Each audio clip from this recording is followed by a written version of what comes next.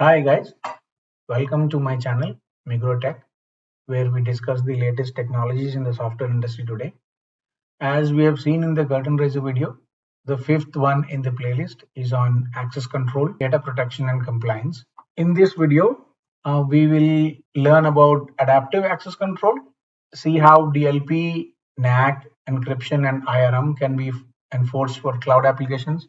Don't worry about these abbreviations. We will look at these abbreviations in more details, and also to review how CASB support compliance.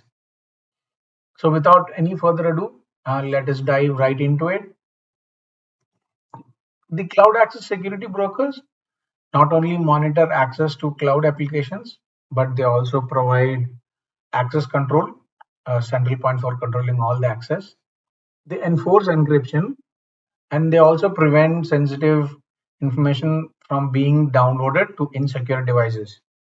In effect, a CASB can extend data loss prevention (DLP), network access control (NAC), and other security technologies to cloud environments.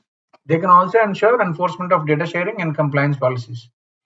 Some of the capabilities described in this video require a CASB deployed in proxy mode. What proxy mode is something for a later discussion. Others involve integration with third-party products. These caveats are important, but to avoid cluttering, our narrative will be holding off discussing them until the next video. Once upon a time, access control was simple. Users on access control list could log into any applications. But the paradigm provides no protection when cyber criminals manage to obtain legitimate user credentials by using phishing, keystroke loggers, or man-in-the-middle attacks. So how can a CASB minimize potential damage from an attacker with stolen credentials? This is done by applying adaptive access control, that is by restricting access based on real-time conditions. The CASB can factor in not only the permissions granted to the user, but also the context as whether the request is coming from an unmanaged device that is not trustworthy, a user in an appropriate role or department. A sales intern doesn't need to access engineering designs, right? An unlikely location, as we have no employees in Romania right now, so no one can access it from Romania. Adaptive access control can provide granular control of user actions. For instance, a CASB could stop users from performing administrative actions or permit read-only access to files, but no editing or downloading. One of the first things you should look at in a CASB is its access control capabilities. How granular they are. Can you enforce a blacklist? Example, block access for requests coming from a specific country or range of IP addresses. Does it offer device pinning, allowing administrative actions to be performed only by specific users on specific managed devices? In what other ways can it help reduce your risk without blocking legitimate users?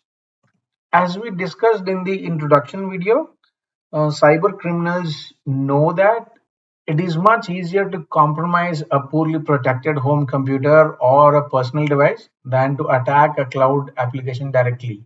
A CASB working in conjunction with an endpoint assessment solution can identify at-risk devices and block their access to cloud applications. PCs and mobile devices can be checked for factors such as malware infections, old vulnerable operating systems or browsers or apps, outdated or missing antivirus software, the absence of a required data protection technology such as disk encryption. The CASB can function as a cloud NAC solution, preventing at-risk devices from accessing cloud applications or restricting them to specific functions. A CASB can also use endpoint assessment data as attributes for access control decisions and to prevent users from downloading files and data to vulnerable devices. Data protection in cloud style. Data protection includes preventing sensitive data from leaving the cloud, ensuring that data downloaded to the endpoint device is properly secured, and implementing data sharing controls for files with sensitive content. DLP technology is designed to keep sensitive information on trustworthy systems. A DLP solution searches for files, emails, and messages for keywords, expressions, and patterns of characters, and other clues including presence of sensitive data such as credit card, social security numbers, personally identifiable information, protected health information, intellectual property, and corporate legal and financial information. It can prevent files and messages containing such data from being downloaded or distributed outside the corporate network. A CASB should give you the option of extending to cloud applications DLP rules you have defined already for your on-prem data stores. You shouldn't be forced to recreate and manage separate DLP policies for cloud and on-prem environments. One DLP should suffice. One of the most important capabilities of CASB is enforcing your encryption policies. Options include forcing the encryption of files uploaded from user devices to cloud apps, forcing the encryption of all the files downloaded from cloud applications to devices that are unmanaged, are in unusual locations, or have other risk factors, forcing encryption of all the files with sensitive data downloaded from cloud applications, preventing download of files to devices that do not have encryption software installed. A CASB, working in conjunction with an information rights management solution, IRM, can provide even more granular access control of sensitive information. This control might include requiring encryption based on file type, file name, file owner, and other factors. File types like XLS or NEXE, file names like the name includes finance or confidential, that kind of things. Allowing files to be read, but preventing users from printing or exporting the contents or copying these selections to clipboards. Setting retention limits, for example, allowing a file downloaded to an unmanaged device to be accessed only for 30 minutes. Then comes the data sharing controls. A CASB can ensure that files with sensitive information are shared appropriately. For example, if DLP detects sensitive files being shared publicly on the web, the CASB can implement controls such as changing permissions on files or removing editor privileges. It can also transfer ownership of the files when the users leave the organization. Encryption, granular access control, DLP, NAC, and IRM not only reduce the risk of data leakage from unmanaged and poorly protected devices, but they also have major applications for compliance. Next comes compliance. Many government regulations and industry standards require you to implement audit trails, access controls, and encryption of protected data. You can find these capabilities in most cloud applications, but trying to implement them separately and document compliance across multiple applications can be a nightmare. So here we look briefly at some of the ways a CASB can simplify compliance. So we'll start with audit trails and attestation. A CASB can provide audit trail of how the cloud applications are being accessed and how data within those applications is being accessed and shared. The audit trail can also document your enforcement of access policies and attest to the effectiveness of your controls. The CASB can dramatically reduce the time and effort required to collect and correlate compliance data across multiple cloud applications. CASBs also provide a record of policy violations, people accessing the data they shouldn't, sensitive files shared outside the enterprise, or information downloaded to unsecured devices. Don't be dismayed if the numbers are very high in the beginning. Instead, be prepared to focus on the biggest issues, make improvements, and use CASBs to document progress.